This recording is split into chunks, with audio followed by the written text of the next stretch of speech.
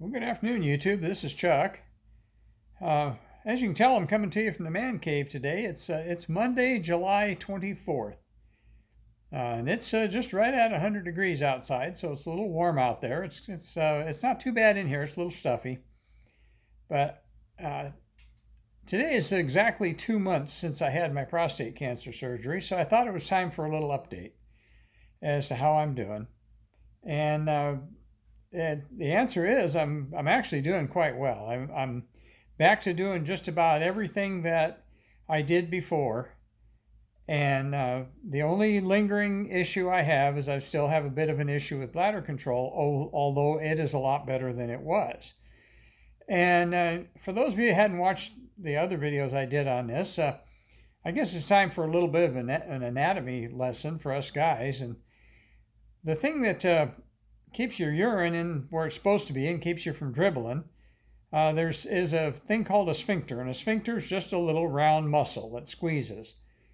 And the tube that goes from your bladder and goes down through your you-know-what to get rid of the urine is called the urethra. And there's two sphincters on your urethra. And the first one, and the primary one that does most of the work in a normal person, is located in the prostate. So basically what that means, of course, is when you take the prostate out, that one goes away. You don't have it anymore. Well, there's a secondary one located down near what they call the pelvic floor, which is just right up between your legs, and it's where your urethra kind of makes a turn from going straight down to going forward to go to the outside world. And there's another sphincter muscle down there, and that's kind of a secondary one. And so when you lose the primary due to having your prostate removed, then the secondary one needs to step up and take over. And well, the muscle's there, and there's argument whether or not it's strong enough or whether or not it needs to be strengthened. I've heard it both ways, but primarily what it needs to be is trained. And you need to train it to do two things. And number one, you need to train it to squeeze off to prevent you from dribbling. But the second thing, and that's the hardest thing to do, is you need to train it to do that without you thinking about it. Where I'm at right now is I pretty much got it to where I can consciously hold it. I still have to go into the bathroom a lot more often than I would like to have, but it's given me enough of early warning now, so if I'm home or if I'm anywhere as close to a bathroom, I can get to a bathroom and again be able to go to the bathroom without dribbling. This is giving me some kind of it's trying to give me some kind of a message on the phone. It says potential spam. Some idiot's trying to call me. I don't need to talk to them. But anyway, so as I said, I'm able to get to the bathroom often enough to prevent leakage. Not perfect, but occasionally I still dribble a little bit. Then I'm still working at getting it to the point where it foolproofly does it on its own. I'm sleeping. That's not a problem. I don't leak when I'm sleeping. I don't leak when I'm sitting down, which includes sitting down in the car. The problem I have, of course, is if I'm off away from someplace. I'm getting to the point now where I can be out for a pretty good length of time. If I have to run a short errand, I'm okay. Half an hour or so, or walking the dog, I'm okay. But later on in the day, it's kind of interesting because later on in the day, it's like everything gets tired, and I have a little bit more problem controlling it later in the day than I do earlier in the day. But that's really the only problem I'm having. I'm other than that, I'm feeling fine. I've got my energy.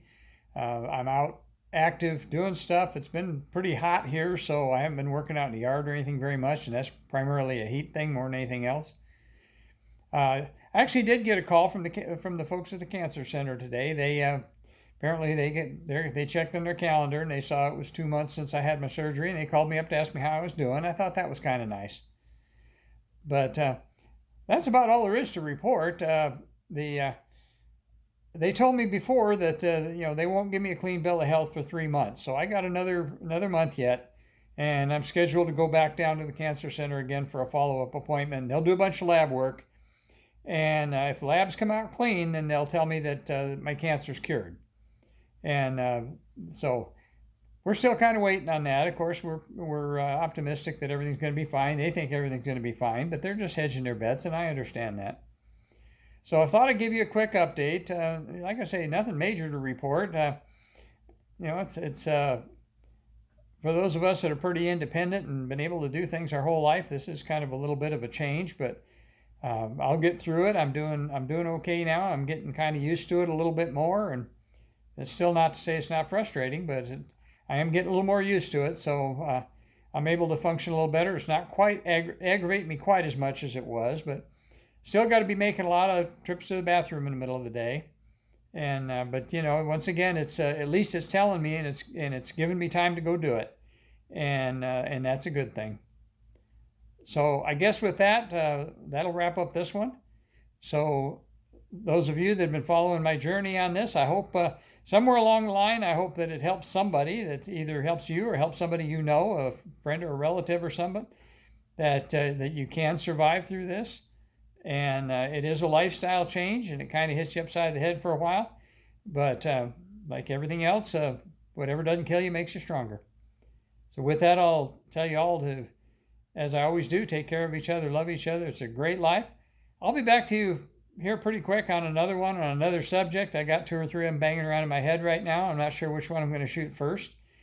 The last couple of them I did have been pretty popular. A lot of you like to watch that stuff, and I've been playing around a little bit with the channel. I changed up the banner heading on the homepage a little bit, and I don't know if that'll help any, but I've been kind of stuck around around 550 subscribers for quite a while now, and it kind of goes up and goes back down, goes up and goes back down. So I don't always harp on it like a lot of channels do, but if you like what you see, like, share, subscribe, tell your friends.